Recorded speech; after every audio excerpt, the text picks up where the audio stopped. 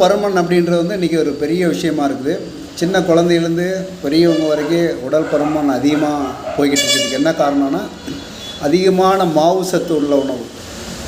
மாவு சத்து நிறைய உணவு நம்ம எடுத்துக்கிட்டே இருந்தோம் அப்படின்னா உடல் பருமன் கூடிகிட்டே போகும். அது மாதிரி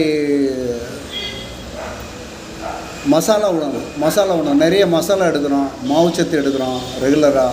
நம்ம தேவையான உடம்புக்கு தேவையான நியூட்ரிஷன் வேல்யூவான ஃபுட்டு எடுக்கலாம், ஃப்ரூட்ஸ் எடுக்கலாம், சப்ளிமெண்ட்ஸ் எடுக்காமல் இருக்கோம். அந்த மாதிரி எடுக்கும்போது இன்றைக்கி ஏன் சப்ளிமெண்ட்ஸ் தேவை அப்படின்னா, இன்றைக்கி உள்ள பொல்யூஷன், கெமிக்கலு இந்த மாதிரி இடத்துல வந்து நம்ம சாப்பிட்ணும் அப்படின்னா நம்மளை பாதுகாக்கணும், நம்ம உடலை பாதுகாக்கணும், லைஃப் லாங்காக ஆரோக்கியமாக இருக்கணும் அப்படின்னா இந்த சப்ளிமெண்ட்ஸு சேர்த்துட்டு நம்ம உணவில் வந்து சில வகையில் வந்து சேஞ்ச் பண்ணோம் அப்படின்னா நம்ம உடலை ஆரோக்கியமாக வச்சுக்கலாம், நம்ம ஹெல்த்தியாக இருக்கலாம், வெயிட்டு இன்க்ரீஸ் பண்ணாமல் இருக்கலாம், அந்த வெயிட்டை கூட்டாமல் இருக்கலாம். சில பேர் நம்ம நினைப்போம் வெயிட்டு அதிகமாகிடுச்சு குறைக்கணும் அப்படின்னு சொல்லிட்டு சாப்பிடாமல் இருக்கலாம். சாப்பிடாமல் இருக்கும்போது என்ன ஆகும் அப்படின்னா நம்ம கேஸ் ஃபார்ம் ஆகும், உடம்புல வந்து கேஸ் ஃபார்ம் ஆகும். கேஸ் ஃபார்ம் ஆகும்போது என்னாகும், உடல் எடை அதிகமாக தான் இருக்கும். சாப்பிட்லனாலும் உடல் அதிகமாகும். சாப்பாடு அளவு எவ்வளோ சாப்பிட்ணுன்னு சொல்லி தெரியணும்.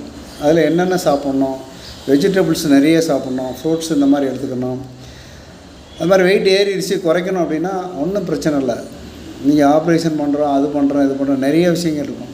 ஆனால் சரியான சப்ளிமெண்ட்டு தெரிஞ்சுட்டு நீங்கள் அதை எடுத்துட்டிங்கன்னா ஃபஸ்ட்டு எடுக்கும்போது நம்ம வந்து செக் பண்ணணும், நம்ம உடம்பு வந்து ஹெல்த்தியாக இருக்குதா, இன்க்ரீஸ் ஆகுதா, எனர்ஜி அதிகமாகுதா, இதெல்லாம் நம்ம பார்த்துட்டு ஒரு செக் பண்ணிவிட்டு நம்ம எடுத்தோம் அப்படின்னா சரியான வெல்னஸ் கோச்சை நீங்கள் கான்டாக்ட் பண்ணி எடுத்தோம் அப்படின்னா ஹெல்த்தியாக இருக்கலாம், வெயிட் லாஸ் ஆகலாம்.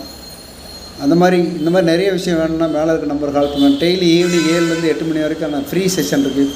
இதை பற்றி உங்கள் கருத்து என்னென்னு சொல்லி ஷேர் பண்ணலாம்.